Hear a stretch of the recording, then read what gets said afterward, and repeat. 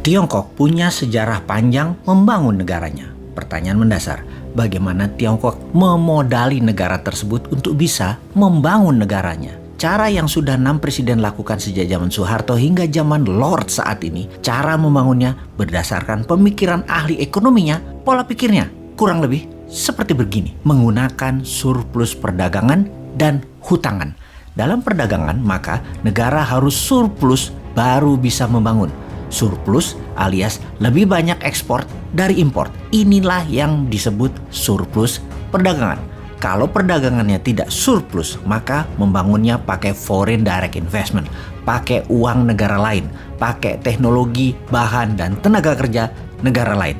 Pertanyaan sekarang, kalau neraca perdagangannya surplus, uang yang pegang itu pihak swasta atau pihak pemerintah? Ya benar, pihak swasta yang berdagang yang pegang. Tapi apakah masyarakat tahu bahwa kalau surplus keuangan yang surplus adalah pihak swastanya?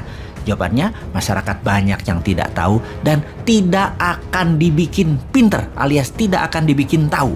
Uang surplus tadi ternyata hanya ada di catatan di uang beredar di negara. Ingat ya, sekali lagi, yang surplus itu pedagangnya, swastanya, rakyatnya. Yang berdaulat atas uang tersebut ya pengusahanya.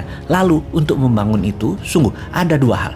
Pihak swasta yang membangun dan juga pihak negara atau pemerintah yang membangun. Fungsi suatu pemerintahan negara sesungguhnya adalah mempermudah swasta berkarya. Swasta itu rakyat. Fungsi kebijakan adalah bagaimana masyarakat bisa sejahtera dengan usaha mereka. Fungsi pemerintah yang ada batasnya selama 5 tahunan itu bukan untuk membuat rakyat jadi manja dan pastinya bukan untuk membuat pejabat menjadi kaya memanfaatkan peraturan, kewenangan, dan jabatannya. Jadi kalau pemerintahnya membangun, rakyat harus jadi sejahtera dan rakyat harus yang mengerjakannya dan pastinya yang dibangun adalah sarana mempermudah kehidupan bermasyarakat dan bernegara. Kemudian apa yang dilakukan sudah 6 presiden di Indonesia selama 40 tahunan mereka menjabat selama ini? Samakah dengan Tiongkok bangun selama 40 tahun ini? Samakah dengan Amerika membangun dalam 40 tahun ini? Ternyata cara membangunnya adalah pakai hutang. Saat ini negara kita ini dengan uang pinjaman yang hasilnya ternyata tidak membuat Indonesia menjadi negara superpower. Sementara, apakah Tiongkok yang jadi negara besar saat ini, apakah mereka berhutang? Sisi lain, apakah Amerika yang menjadi negara superpower, apakah mereka berhutang? Amerika pakai printing money di dalam membangun. Tiongkok juga pakai printing money di dalam membangun. Namun, di dalam berdagang, Amerika dan Tiongkok baru pakai hutangan. Jadi, kalau sebuah negara berhutang dan selalu berhutang, sesungguhnya pemerintahnya sedang berdagang, bukan membangun dan memajukan ekonomi serta membangun martabat negara. Oke, balik ke topik, namun kita tidak diskusikan rinci dulu mengenai printing money. Ini jadi bahan untuk buat buzzer yang berotak cetek yang hanya bisa nyinyir tanpa solusi itu dan mereka berlindung di balik power sementara penguasa yang mengatakan printing money itu salah. Ngomong-ngomong, rekam digital itu kejam loh. Bahan untuk menghajar buzzer rupiah nanti pada saat para pembayarnya nggak njabat lagi, nggak punya power, itu banyak banget. Kalau ngebayangin nasib mereka ke depan, serem. Apa enaknya ya hidup mereka nantinya ya? Wis, rasah dilanjut ngomongi buzzer mata duitan itu. Intinya kita balik ke pelajaran dasar membangun negara Amerika sejak tahun 71, di mana Amerika printing money-nya tidak pakai emas. Juga Tiongkok di tahun pertengahan 80-an mulai membangun fisiknya dalam negeri Tiongkok pakai 100% bahan baku nasionalnya. Tiongkok yang membayarnya juga pakai printing money.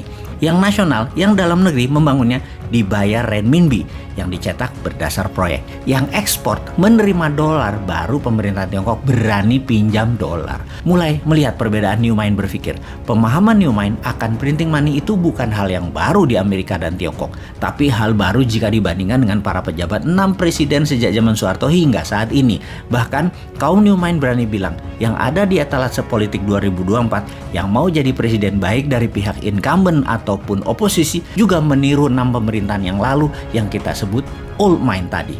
Sementara new mind pasti meniru cara Tiongkok dan cara Amerika di dalam membangun dalam negeri, yaitu pakai printing money.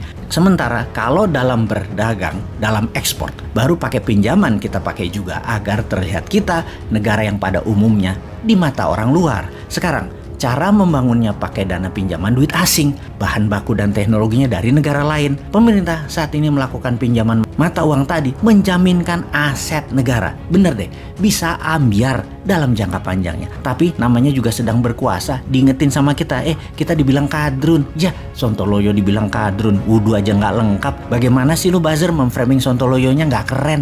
Bego-begoinnya dan kadrun-kadruninya si Sontoloyonya cemen.